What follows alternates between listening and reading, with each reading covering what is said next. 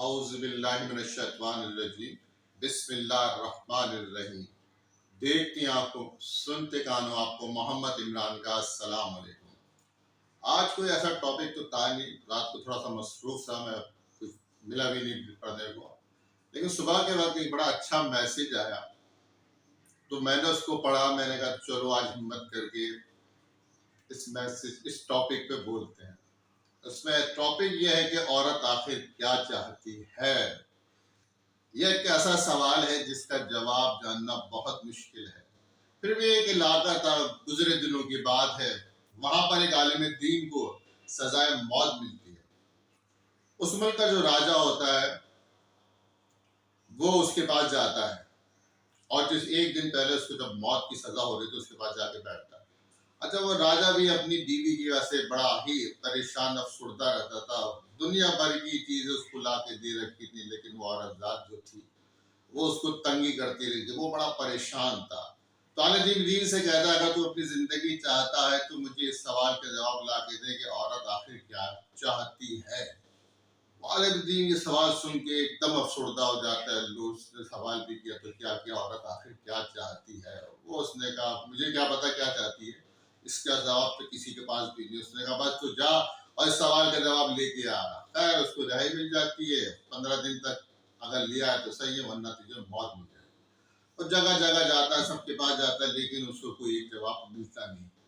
ایک آدمی ملتا ہے، اسے کہتا ہے جاؤ اس جنگل میں ایک چڑیل رہتی ہے، اس کے پاس جاؤ، وہ اس کا جواب تمہیں دے دے۔ خیر ہمت کر کے زندگی کا معاملہ ہوتا ہے، وہ چڑیل کے پاس بھی چلے جاتا ہے۔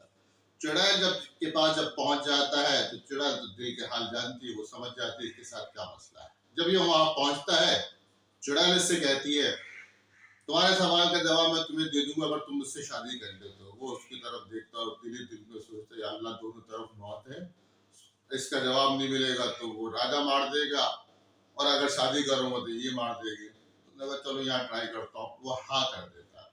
جب وہ ہاں کر دیتا چڑیل بڑی خوش ہوتی ہے، تو چڑیل کہتی ہے اچھا ہوا تم نے ہاں کی، اب میں تیرے ساتھ بڑی اچھی طرح رہوں گی۔ اب یہ بتا کہ آدھے دن کے لیے میں چڑیل رہوں گی اور آدھے دن کے لیے میں خوبصورت سی پری بن کے رہوں گی، تو کس وقت چاہے گا کہ میں پری بن کے رہوں گی؟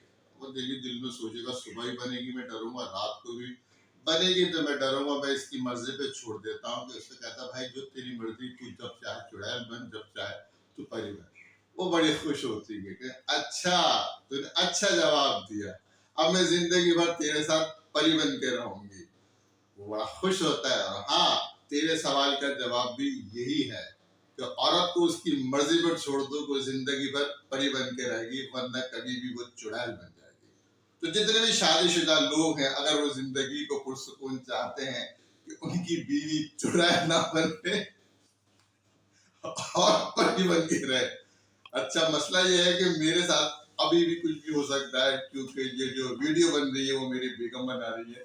ان کے چہرے کے تاثرات جو ہیں وہ پری سے چینج ہو کے تھوڑے تھوڑے چڑیل کی طرف جا رہے ہیں۔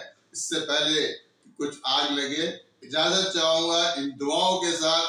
اللہ تعالیٰ آپ کے لیے آسانیاں پیدا کرے اور آپ کے ذریعے آسانیاں پھیلائے۔ اللہ حافظ۔